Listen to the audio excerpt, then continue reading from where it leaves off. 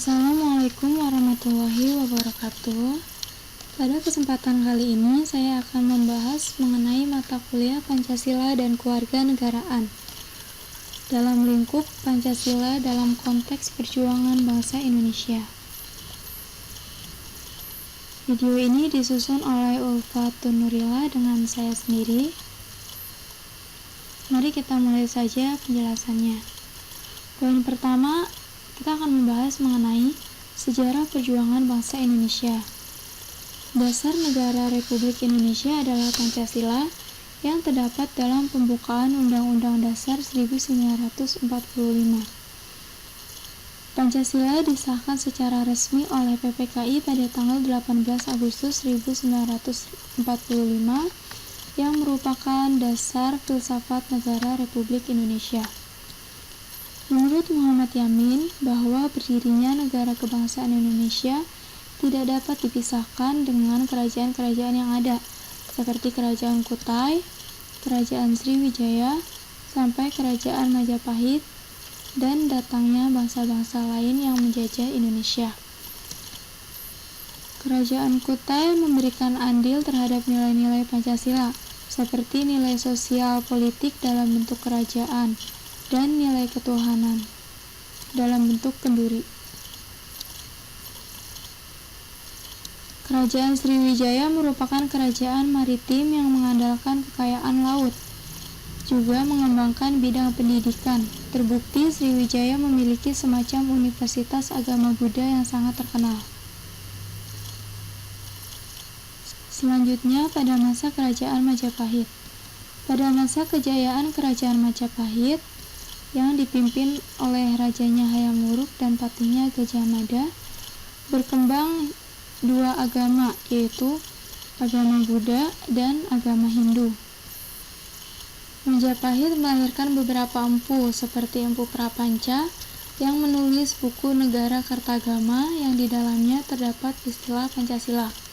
Sedangkan Empu Tantular mengarang buku Sutasoma yang di dalamnya tercantum Seloka Persatuan Nasional, yaitu Bhinneka Tunggal Ika, yang artinya walaupun berbeda namun Majapahit runtuh pada permulaan abad ke-16 seiring dengan masuk dan berkembangnya agama Islam.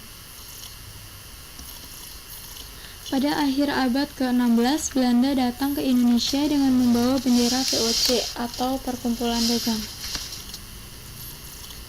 Poin selanjutnya kita akan membahas mengenai kebangkitan nasional. Dengan kebangkitan dunia timur pada abad ke-20 di panggung politik internasional, tumbuh kesadaran akan kekuatan sendiri.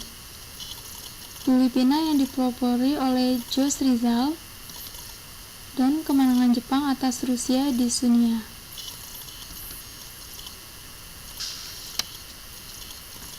Indonesia diawali dengan berdirinya Budi Utomo yang dipelopori oleh Dr. Wahidin Sudirohusodo pada 20 Mei 1908.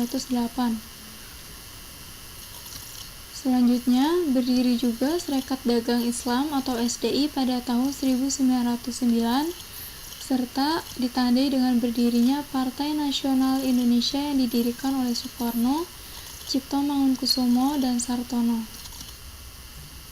Sejak saat itu, perjuangan nasional Indonesia mempunyai tujuan yang jelas, yaitu Indonesia Merdeka. Perjuangan nasional diteruskan dengan adanya Gerakan Sumpah Pemuda pada tanggal 28 Oktober 1928 yang menyatakan satu bahasa, satu bangsa, dan satu tanah air Indonesia.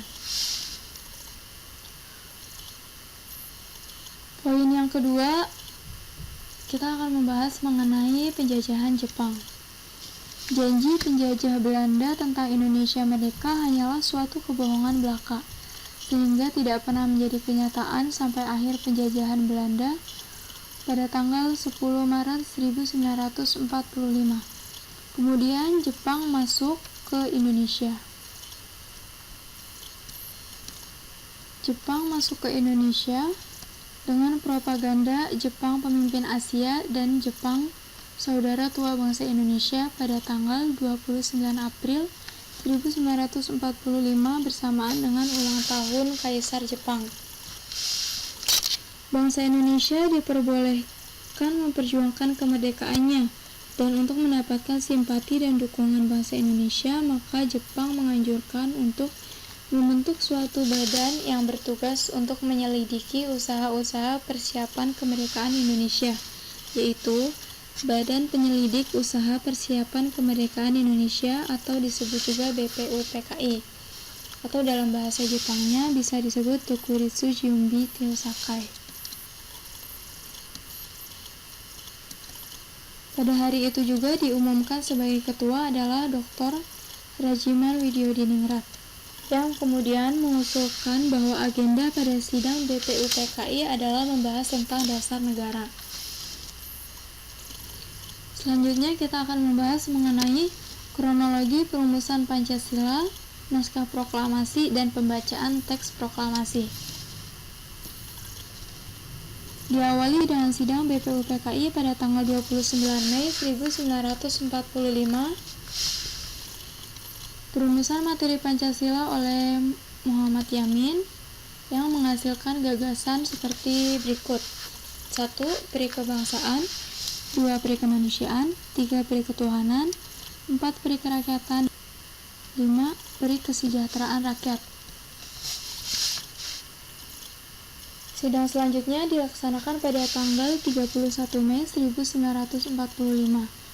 Perumusan materi Pancasila oleh Mr. Supomo yang menghasilkan gagasan sebagai berikut. 1. Persatuan, 2. Kekeluargaan, 3. Keseimbangan lahir dan batin, 4. Musyawarah, dan 5. Keadilan rakyat. Selanjutnya, sidang BPUPKI pada tanggal 1 Juni 1945.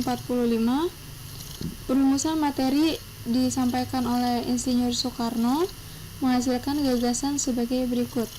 Nasionalisme atau kebangsaan Indonesia, yang kedua internasionalisme atau peri kemanusiaan, yang ketiga mufakat atau demokrasi, keempat kesejahteraan sosial, kelima ketuhanan yang berkebudayaan.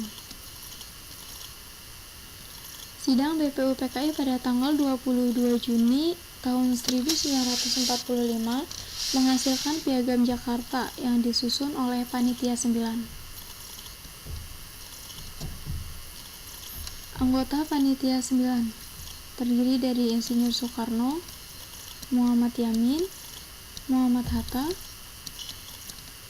Maramis, Raden Abikusno Cokrosujoso, Abdul Kahar, Haji Agus Salim, Kiai Haji Wahid, serta Mr. Ahmad. Sidang BPUPKI kedua dilaksanakan pada tanggal 10-16 Juni 1945.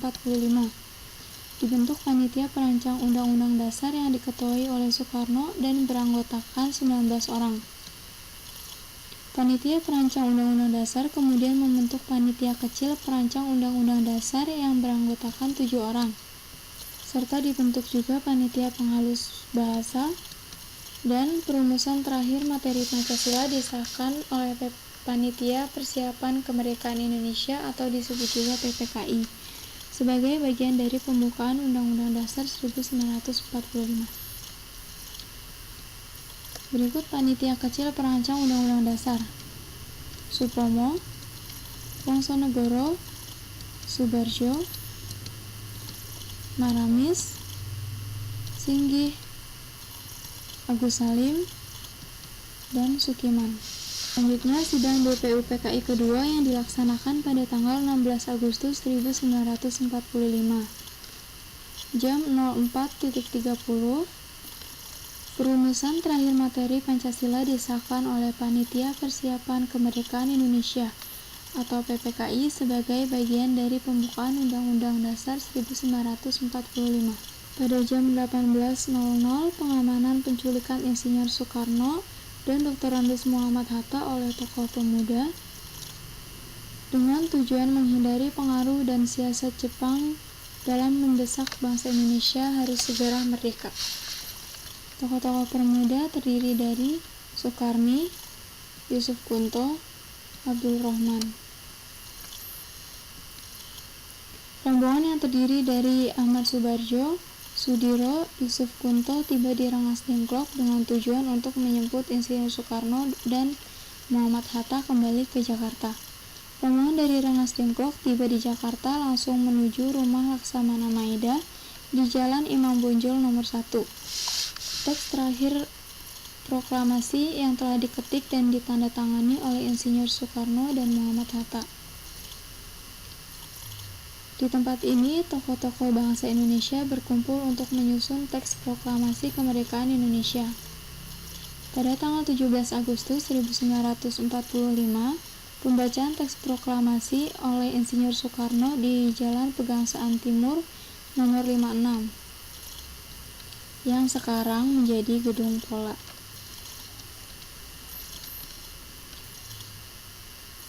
Sidang pertama PPKI pada tanggal 18 Agustus 1945 menghasilkan keputusan sebagai berikut. Pertama, mengesahkan berlakunya Undang-Undang Dasar 1945. Kedua, memilih presiden dan wakil presiden. Yang ketiga, menetapkan berdirinya Komite Nasional Indonesia Pusat (KNIP) sebagai Badan Musyawarah Darurat. Pembentukan KNIP dalam masa transisi dari pemerintah jajahan kepada pemerintah nasional seperti yang diatur dalam pasal 4 Aturan Peralihan Undang-Undang Dasar 1945. Selanjutnya kita akan membahas mengenai masa setelah proklamasi kemerdekaan. Proklamasi kemerdekaan secara ilmiah mengandung pengertian sebagai berikut. Dari sudut ilmu hukum atau yuridis, proklamasi merupakan saat tidak berlakunya tertib hukum kolonial dan saat berlakunya hukum nasional. Secara politis ideologis, proklamasi mengandung arti bangsa Indonesia terbebas dari penjajahan bangsa asing dan memiliki kedaulatan untuk menentukan nasib sendiri. Setelah proklamasi kemerdekaan 17 Agustus 1945, negara Indonesia masih menghadapi tentara sekutu yang berupaya menanamkan kembali kekuasaan Belanda di Indonesia, yaitu pemaksaan untuk mengakui pemerintahan NICA, Netherlands Indies Civil Administration. Setelah itu, Belanda secara licik mempropagandakan kepada dunia luar bahwa kemerdekaan Indonesia adalah hadiah dari Jepang. Untuk melawan propaganda tersebut, pemerintah Indonesia mengeluarkan 3 maklumat sebagai berikut. Pertama, maklumat Wakil Presiden nomor 10 tanggal 16 Oktober 1945 yang menghentikan kekuasaan luar biasa dari presiden sebelum masa waktunya. Kemudian, maklumat tersebut memberikan kekuasaan MPR dan DPR yang semula dipegang oleh presiden kepada KNIP. Poin kedua, maklumat pemerintah tanggal 30 November 1945 tentang pembukaan partai politik sebanyak-banyaknya oleh rakyat. Hal ini sebagai akibat dari anggapan bahwa salah satu ciri demokrasi adalah multipartai. Maklumat ini juga disebut sebagai upaya agar dunia luar menilai bahwa negara Indonesia sebagai negara yang demokratis. Poin ketiga, maklumat pemerintah tanggal 14 November 1945. Intinya, maklumat ini mengubah sistem kabinet presidensial menjadi sistem kabinet parlementer berdasarkan asas demokrasi liberal. Keluarnya 3 maklumat tersebut mengakibatkan ketidakstabilan di bidang politik, karena sistem demokrasi liberal bertentangan dengan Undang-Undang Dasar 1945, serta secara ideologis bertentangan dengan Pancasila. Akibat penerapan sistem kabinet parlementer, maka pemerintahan negara Indonesia mengalami jatuh bangun, sehingga membawa konsekuensi serius terhadap kedaulatan negara Indonesia.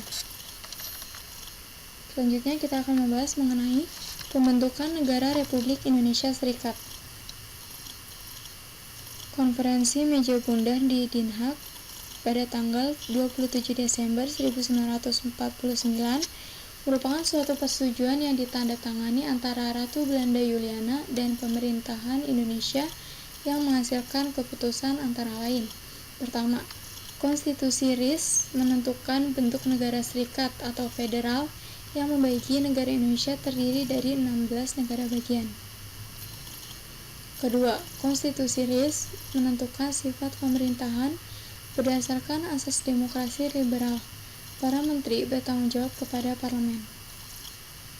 Yang ketiga, Mukadimah Konstitusi RIS menghapus jiwa dan isi pembentukan Undang-Undang 1945. Sebelum persetujuan Konferensi Media Bundar, bangsa Indonesia telah memiliki kedaulatan.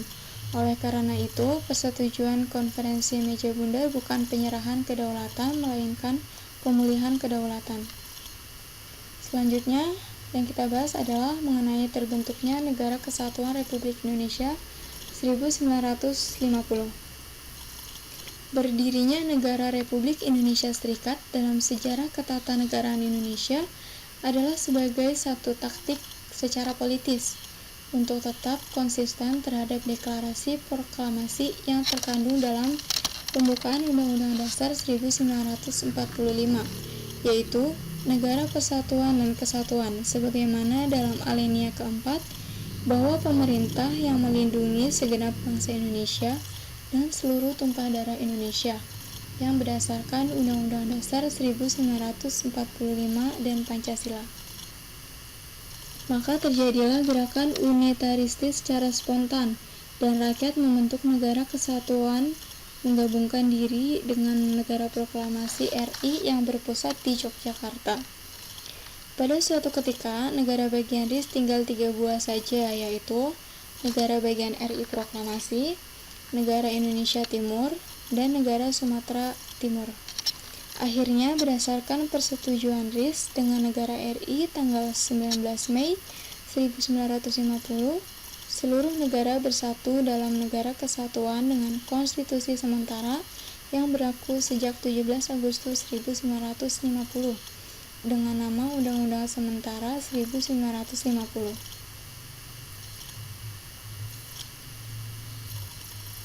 Berikut adalah peta penyebaran Negara Republik Indonesia Serikat.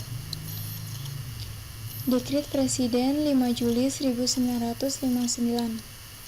Hasil pemilu 1955 dalam kenyataannya tidak dapat memenuhi keinginan masyarakat, bahkan mengakibatkan ketidakstabilan pada bidang Polek Sosbudhankam. Keadaan ini disebabkan oleh hal-hal sebagai berikut. Pertama, makin berkuasanya modal-modal raksasa terhadap perekonomian Indonesia. Yang kedua, akibat sering bergantinya sistem kabinet. Yang ketiga, sistem liberal pada Undang-Undang Dasar Sementara 1950 mengakibatkan jatuh bangunnya kabinet atau pemerintahan. Keempat, DPR hasil pemilu 1955 tidak mampu mencerminkan perimbangan kekuatan politik yang ada.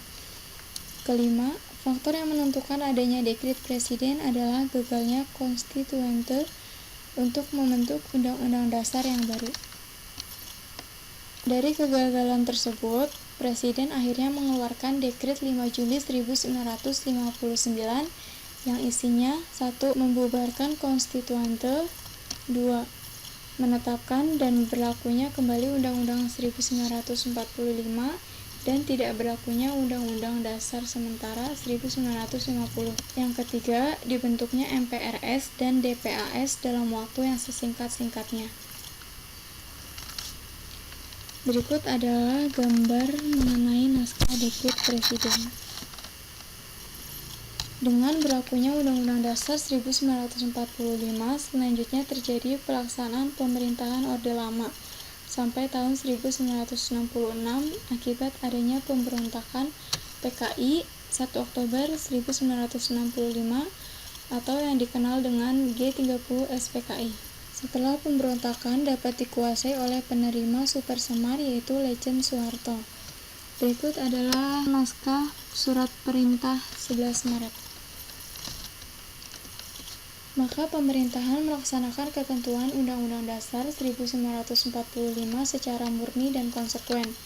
Pemerintahan ini disebut sebagai pemerintahan Orde Baru yang berkuasa sampai tahun 1998. kemudian digantikan dengan pemerintah reformasi sampai saat sekarang. Itulah penjelasan yang dapat saya sampaikan dalam materi Pancasila dalam konteks perjuangan bangsa Indonesia. Semoga bermanfaat. Sampai bertemu di lain kesempatan. Wassalamualaikum warahmatullahi wabarakatuh.